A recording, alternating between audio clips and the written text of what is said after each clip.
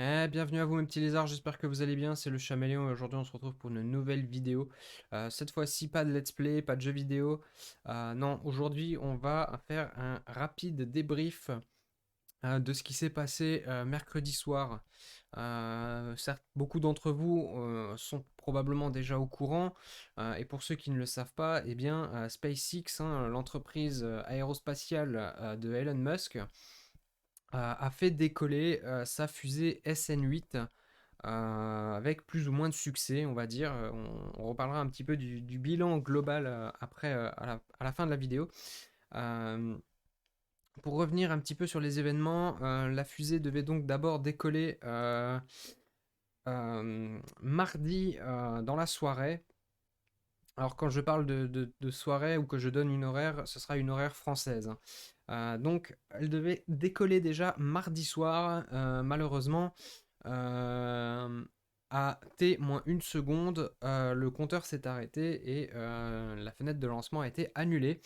Euh, a priori, il s'agirait probablement d'une sonde thermique au niveau des réacteurs qui se serait mis en défaut et qui du coup aurait empêché le décollage et aurait complètement annulé cette fenêtre de tir.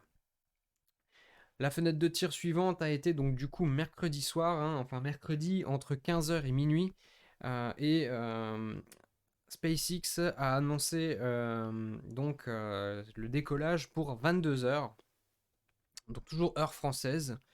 À 22h moins 5, enfin non, à 22h, enfin, elle devait décoller à 22h05. À 22h, le compte à rebours s'est mis en route pour 5 minutes et s'est arrêté à 2 minutes 38 avant le décollage. A priori, ça aurait été dû à un avion qui serait rentré, un avion léger qui serait rentré dans l'espace aérien restreint qui entoure la zone de lancement et qui du coup aurait empêché le décollage, hein, pour raison de sécurité évidemment. Ensuite, ben, moi, j'étais en direct, hein. On était tous là en mode, genre, quand est-ce que, du coup, est-ce qu'il y aura un autre essai dans la soirée? Moi, perso, je pensais carrément que ce serait annulé, que ce serait relancé bah, aujourd'hui, hein, donc à jeudi. Et après une attente interminable d'un bon quart d'heure, 20 minutes, je pense, peut-être même plus, j'ai une notion du temps assez difficile, enfin assez limitée dans ces moments-là. Moi, ça m'a paru interminable. Et du coup, SpaceX annonçait vers 22h45, quelque chose comme ça, une nouvelle fenêtre de tir programmée pour 23h45. Du coup, ben, à 23h40, hein, le décompte se lance. Et du coup, ici, alors non, c'est pas ça que je veux décaler. Est-ce que je vais réussir à me décaler légèrement? Ouais, on va se mettre juste comme ça. Voilà, vous voyez le compte à rebours. Donc là, il est sur 24 secondes. Je peux vous dire que. Oh purée, j'ai du mal à l'enlever aujourd'hui. Tac. Allez, remets-toi. Les dernières secondes ont été abominables. J'étais là en mode genre, mais est-ce que ça y est, est-ce qu'elle va partir? Et j'étais vraiment curieux. Donc je vais vous lancer la vidéo, voilà, du lancement. Et puis je vais essayer de décrypter un peu ce que moi j'ai ressenti, ce que j'ai vu, ce que j'ai pu comprendre grâce au live que j'ai regardé. Mais en tout cas, vous allez voir, c'est vraiment impressionnant. Voilà, donc vous avez les trois écrans, hein. L'écran le plus grand, c'est la fusée d'ensemble, enfin la vue d'ensemble. En haut à droite, vous avez une vue latérale de la fusée et en bas à droite, c'est donc les réacteurs. Donc voilà, à 23h45, la fusée décolle. Jusque-là, c'est une réussite. On peut entendre les commentaires du coup des gens du staff de SpaceX commenter. Donc là, vous voyez quand même qu'elle monte relativement vite. Vous pouvez surtout, ça se voit surtout sur les deux images de droite, l'altitude que prend la fusée. Donc la fusée, l'objectif était d'atteindre les 12,5 km d'altitude. ensuite de passer à la verticale avant de redescendre et d'atterrir de nouveau, non, à l'horizontale, pardon. Ensuite de redescendre et d'atterrir sur la plateforme à l'horizontale. Donc là, comme vous pouvez le voir à droite, hein, au niveau des réacteurs, les 3 réacteurs fonctionnent. Pas de problème. Et normalement, c'est dans quelques secondes, hein, l'un des réacteurs, vous allez voir, va s'éteindre. Celui derrière, à gauche.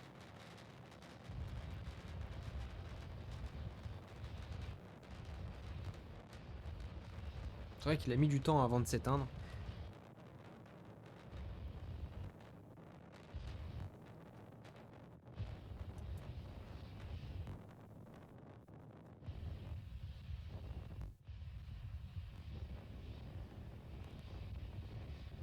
Bah, je crois que c'est ici, voilà. Bam, le réacteur s'éteint, crée un léger retour de flamme. Et vous allez voir que du coup, certaines parties vont légèrement prendre en feu. Voilà, vous voyez tout de suite à droite, effectivement, des parties de l'isolation qui ont pris feu. Alors, est-ce que c'est grave? Est-ce que c'est prévu à cet effet? Je ne sais pas trop. Comme je vous ai dit, je ne m'y connais pas spécialement en aéronautique. Mais vous pouvez voir sur l'image en haut à droite qu'il y a effectivement une fumée qui se dégage. Je ne sais pas exactement, comme on ne voit pas au niveau de l'image en bas, à quoi elle est due. On voit juste une petite... alors... ah ouais, bon, vous ne le verrez pas, mais là, ici, voilà. Vous voyez tout en bas, là vers là-bas, en bas, il y a une sorte de fumée qui s'échappe des réacteurs, enfin de l'endroit où se trouvent les réacteurs, sans savoir exactement de quoi il correspond. Est-ce que c'est un système de refroidissement ou quelque chose? Je ne sais pas. Voilà, là normalement il devrait y avoir le deuxième réacteur qui va s'éteindre. Celui de derrière à droite.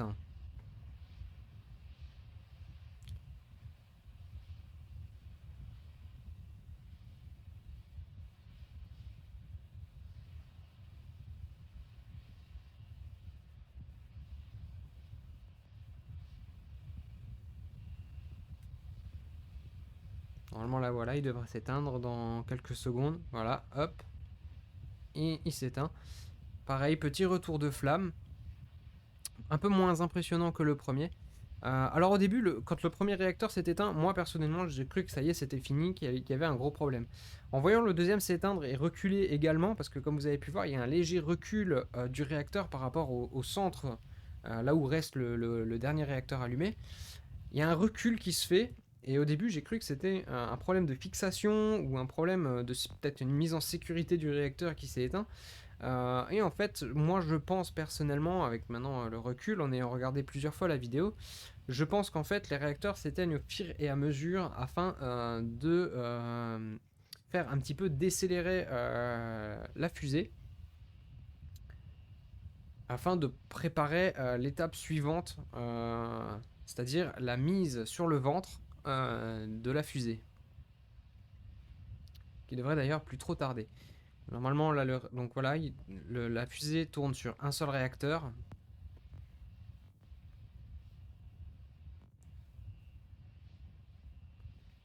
Comme vous pouvez le voir, elle a quand même pris une sacrée altitude. Voilà, normalement le réacteur là va s'éteindre. Et elle commence, si vous regardez bien sur la grande image juste au-dessus, ici, alors juste là, vous voyez cette petite... voilà, et là elle va... Vous pouvez voir aussi au-dessus les petites poussées qui se font avec de l'air ou de, je sais pas ce que c'est. Voilà, vous voyez au-dessus sur le nez de la navette, les petits pchit, pchit, pchit, qui basculent la navette à l'horizontale.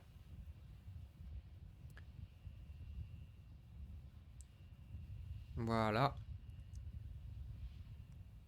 Voilà. Donc là, la navette, elle est à l'horizontale sur le ventre et elle commence à faire sa descente. Alors sur l'image, on ne voit pas très bien, mais de ce que j'ai pu comprendre et de ce que j'ai constaté au début, moi je pensais que la navette, avec la poussée, elle avancerait et elle se déplacerait. Et je crois qu'en réalité, la navette, elle est montée et ensuite, une fois mise à plat, elle est descendue droit, de façon verticale en fait, une vraie chute verticale.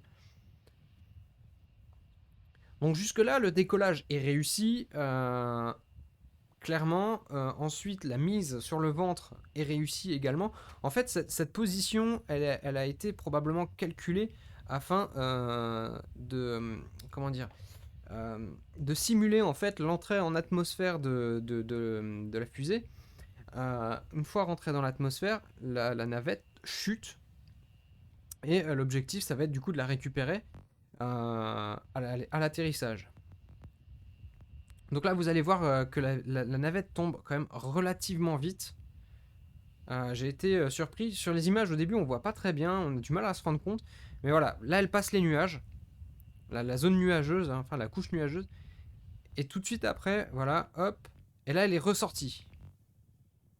Ce qui montre quand même qu'elle est sortie super vite. Et là, rallumage des réacteurs, remise à la verticale. Et moi, c'est là que j'ai été vraiment impressionné. Cette mise à la verticale super rapide, super brute. Et atterrissage. Atterrissage un peu forcé. Voilà, donc, comme vous pouvez le voir, la navette est quand même... Enfin, la fusée est redescendue un petit peu vite. Alors, je ne sais pas si c'est parce que les réacteurs ont été rallumés peut-être un peu tard.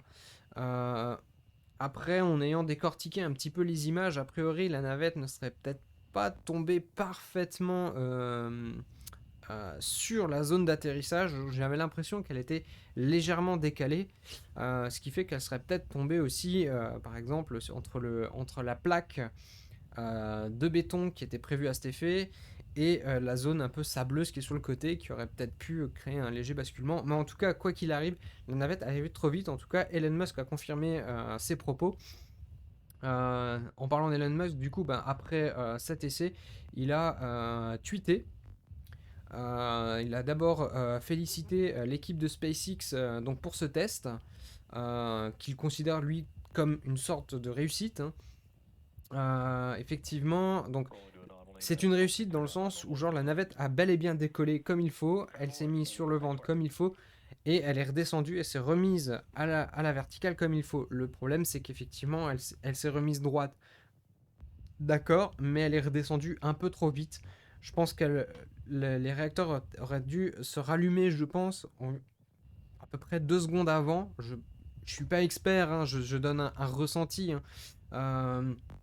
Je pense qu'elle aurait dû se rallumer quelque chose comme 2 secondes avant afin de perdre un peu plus de vitesse à l'atterrissage et de pouvoir atterrir en toute sécurité. Donc une réussite en tout cas pour Elon Musk. Voilà, vous pouvez voir le tweet. Alors je vais juste, hop, toujours pas. Tac, voilà. Donc ça c'était un des messages qui a été affiché tout de suite après l'atterrissage, enfin après l'explosion, le crash. D'ailleurs, j'aime beaucoup le message qui apparaîtra après. Je ne sais pas si je l'ai dans... Non, je ne l'aurai pas. Le message suivant, c'était SN9 Up Next. Donc, la suite est clairement programmée. Prochain décollage, on ne sait pas encore quand. Mais affaire à suivre. Tac, je vais juste me remettre comme ceci. Donc Elon Musk a tweeté, a dit que pour lui c'était un succès en termes de décollage et de tout ce qu'il y avait à faire, et qu'ils avaient réussi à récupérer les données nécessaires, hein, pour la suite des événements. Voilà, c'est à peu près tout ce que j'avais à dire. Comme je vous l'ai dit, moi je suis pas un expert. Je pourrais faire éventuellement peut-être une vidéo prochainement sur les différents tests qui ont été faits par SpaceX, euh, et parler un petit peu de ce projet donc qu'a Elon Musk d'aller sur Mars, car cette fusée au final, elle est quand même euh, elle est testée dans ce but-là. Le but de SpaceX et d'Elon Musk, c'est d'envoyer des gens, faire créer une colonie sur Mars, et cette navette est donc un peu, en quelque sorte, le premier pas vers ce grand projet totalement surréaliste, mais tellement kiffant à mes yeux. Donc voilà. J'espère que cette vidéo vous aura plu. N'oubliez pas de vous abonner à la chaîne afin que je puisse continuer de faire des vidéos comme de ce genre. Et on se retrouve très bientôt. Ciao!